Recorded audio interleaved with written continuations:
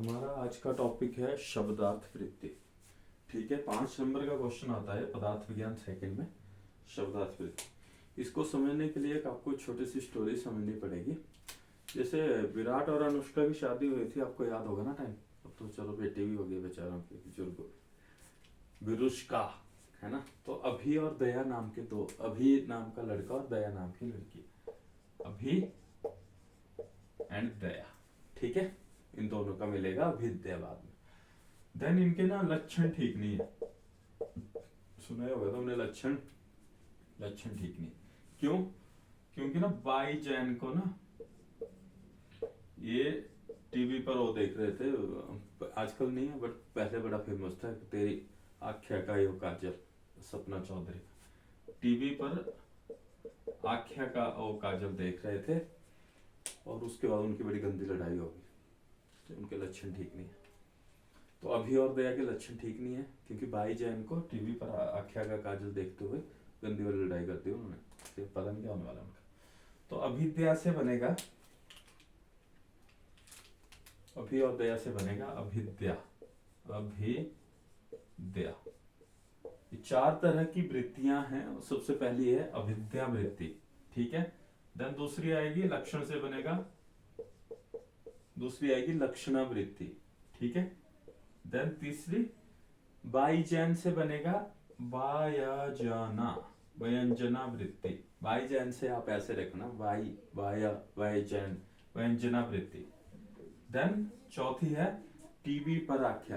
T ना तुम्हें पता है हिंदी में ना त से यूज करते हैं ना टीवी, तो तत्पर आख्या, तत्पर आख्या,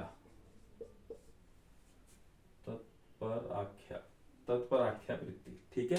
अभी और दया से अभिद्या, लक्षण से लक्षणा, बाईजैन से व्यंजना, टीवी पर आख्या से तत्पर आख्या।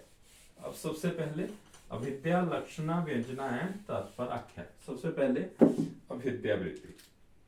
इसमें क्या होता है, बिल्कुल क्लियर मीनिंग, बिना किसी, विदाउट एनी कंफ्यूजन, बिना किसी कंफ्यूजन के शब्द का सीधा अर्थ होता है। डायरेक्ट मीनिंग, जो भी डायरेक्ट मीनिंग आता है इसमें, क्लियर मीनिंग, शब्द का सीधा मतलब। ये ना, ये जो 4 वृत्तियां हैं ना, ये वही हैं जैसे तुमने सुना होगा ना जीएसटी, क्रिकेट में डकवर लुइस और लड़कियां, उसी तरह का है।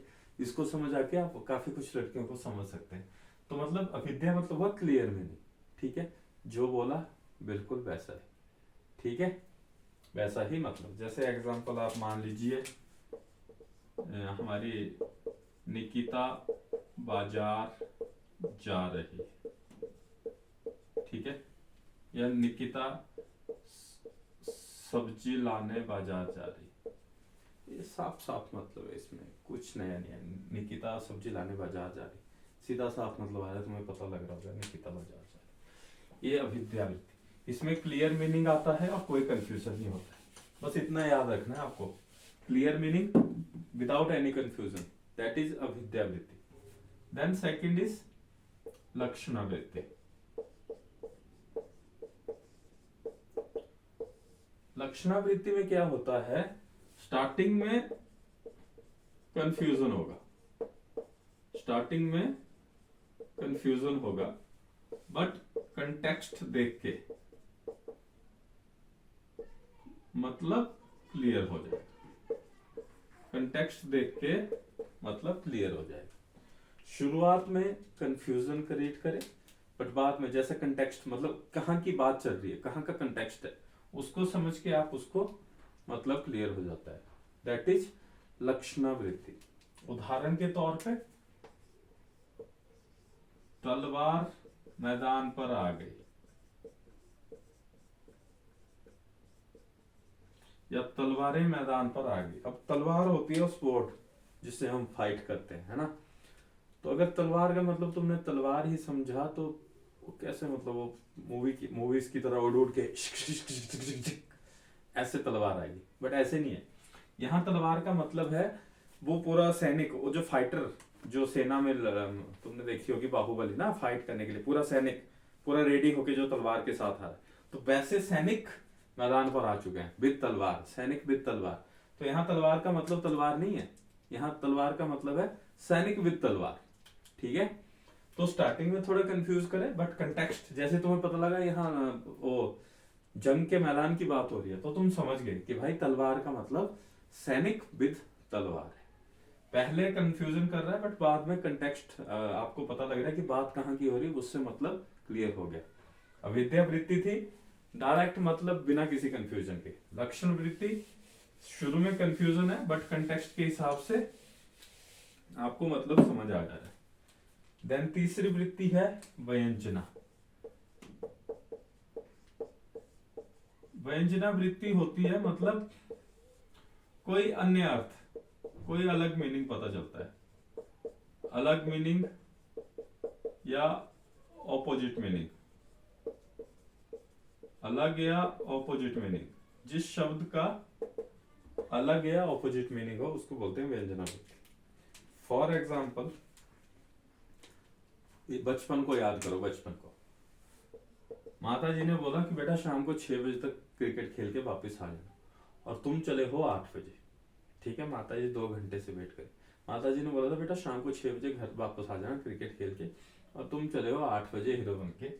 और माँ को बोलते माँ खाना दो, तो फिर माता गुस्से में क्या बोलती, आ तू देती हूं मैं तेरे को खाना।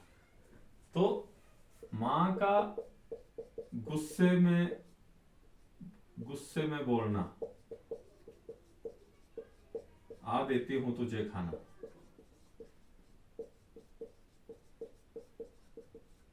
तो तुम्हें पता है ये खाना नहीं मिलता वहां, हमें प्रसाद मिलता है, कई बार चपेड़े पड़ती हैं, कई बार डंडे से पीटते हैं, कई बार किसी चीज से, है ना। तो माँ का जो गुस्से में बोलना, आ देती हूँ मैं तुझे खाना, वो खाना नहीं होता वो गालियां होती, खाने के तौर पे वो गालियां होती है ना। तो यहाँ खाने का मतलब अलग है बेटा, तुम्हें गालियां खानी है, तुम्हें चपेड़े खानी है। ठीक है, तो व्यंजना वृत्ति होती है जो शब्द का सामान्य अर्थ है वो नहीं, बिल्कुल अलग या अन्य अर्थ होना, अलग अर्थ या ऑपोजिट अर्थ, अलग अर्थ या ऑपोजिट अर्थ। एग्जाम्पल, माँ का गुस्से में बोलना, आ देती हूं मैं तुझे खाना, जब खाने की जगह आपको चपेड़े पड़ रही। देन लास्ट इज तत्पराख्या। तत्पराख्या का क्या है, एक शब्द का अलग अलग जगह पे अलग अलग मतलब का प्रयोग होना, अलग अलग जगह पर अलग प्रयोग हो।